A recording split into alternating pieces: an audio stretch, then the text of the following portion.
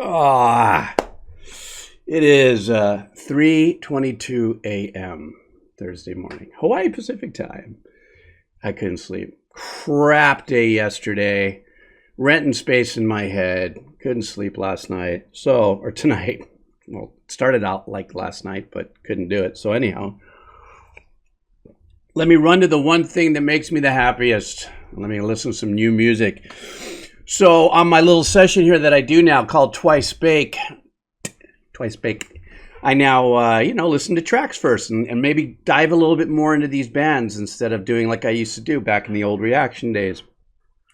And I came across a band that actually had a lot of comments. I'd searched my comments out for the last couple of years and had quite a few requests for this band called Atreyu. If I didn't say it right, you can come for me at the comments. It's just been that kind of day. Or yesterday.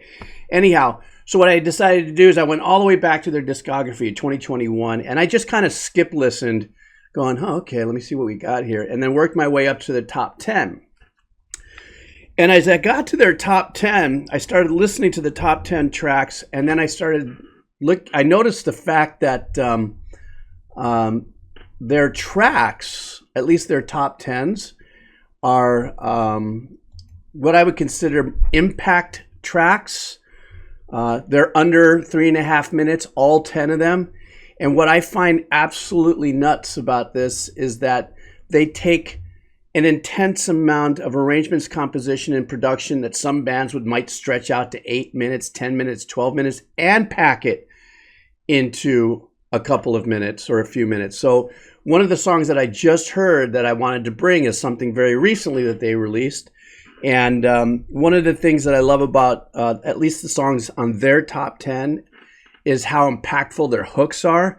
But when I listened to Drowning about 15 minutes ago, the one thing that really stuck out was the fact that they kept some of the gutsy integration. I'm so tired. Integrity of the gutsiness of their ballsy, crunchy power chords and riff type style playing.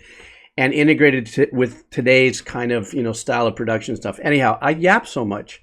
That's because I'm delusional right now. So what time in the morning it is. So I'm going to grab my cup of coffee. Grab your cup of coffee. Let's listen to Drowning right now. All right. Gotta hit the button.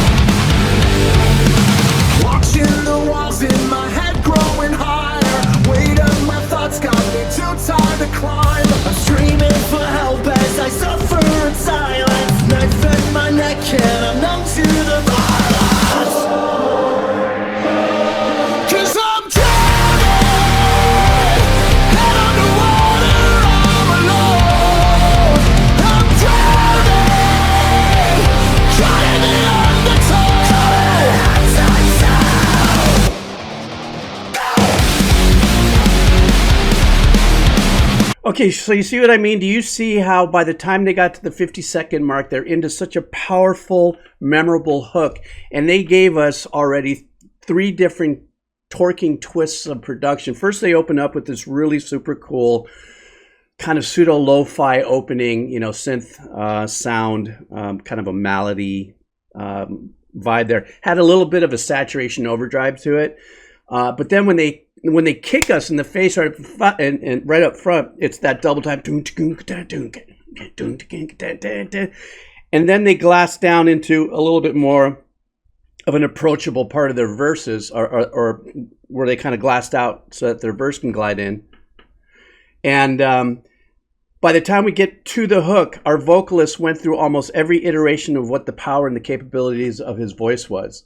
So coming out of the hook, especially too, when you get into that dark, just rip tear sound of his voice.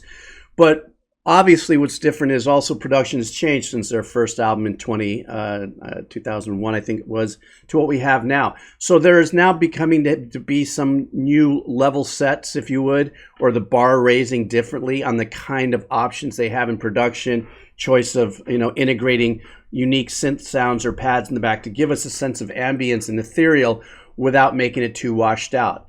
That's the magic in this track for me.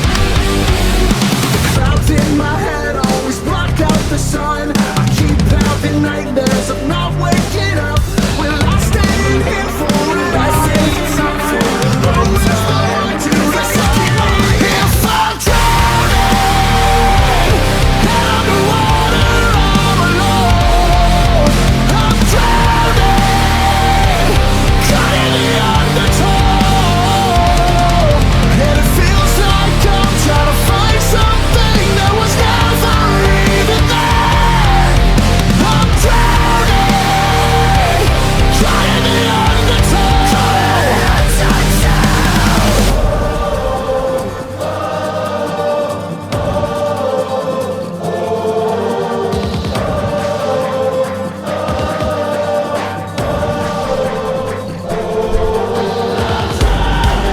See, that's the other thing too here. It's like the band is just not afraid to give us straightforward, kind of lo-fi, happenings in the background. There's little sequences that are popping in the back. At the same token, give us even what I would consider a second layer to their hook.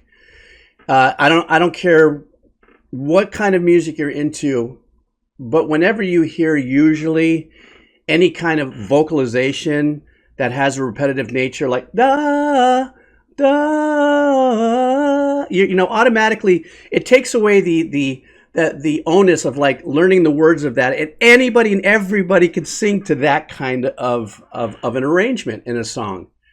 And I don't care if it's done in a visceral, hardcore, dark thal, or if it is like in a full, soft, glass, glowy Radiohead song or something. Whenever you get that in there, everybody, you don't even know the language, you don't have to know that, but that is such a call to action and like bringing that hook home. And even though that's the second level of it. But I like how throughout it all, there's these little sequences and little lo-fi things that are happening in the background. And like I said, where I'm at right now in my listening experience, in my world, at my age and everything, I'm really dialing into bands that are really have that kind of essence. And they can create an atmosphere of etherealness or atmospheric stuff without it being, like I said, washed out. And this is what I said earlier, what I like about them.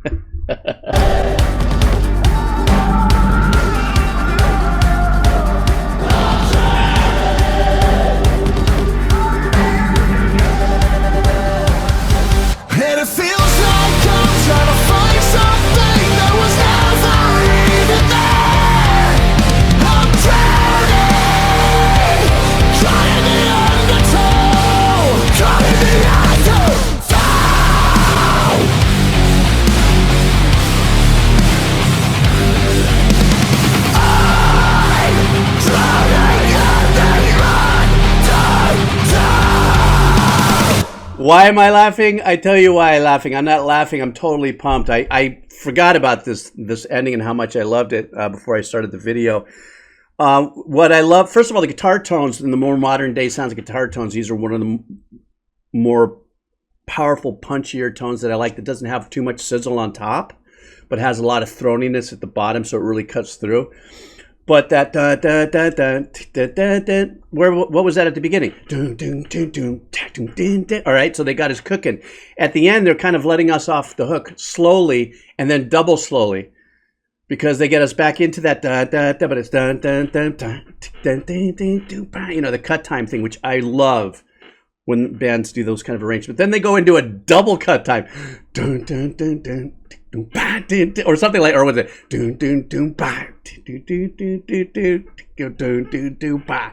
so what they did is they still kept the power of the core initial, what I would call instrumental hook, and then gave us two different ways to kind of get out on it. So anyhow, so yeah, that's my story, and I'm sticking to it. I mean, this whole new adventure for me, or listening to music first, and being able to say, I like this one, I'm going to bring this to town. It's really becoming to be fun, and I might start stepping up my releases instead of, every 4 or 5 days, maybe back to a couple, one every couple days. I don't know if you guys like it or not. Anyhow, so thank you for the comments. For you fans that are fans of this band, I'd love a little bit more of a history on these guys.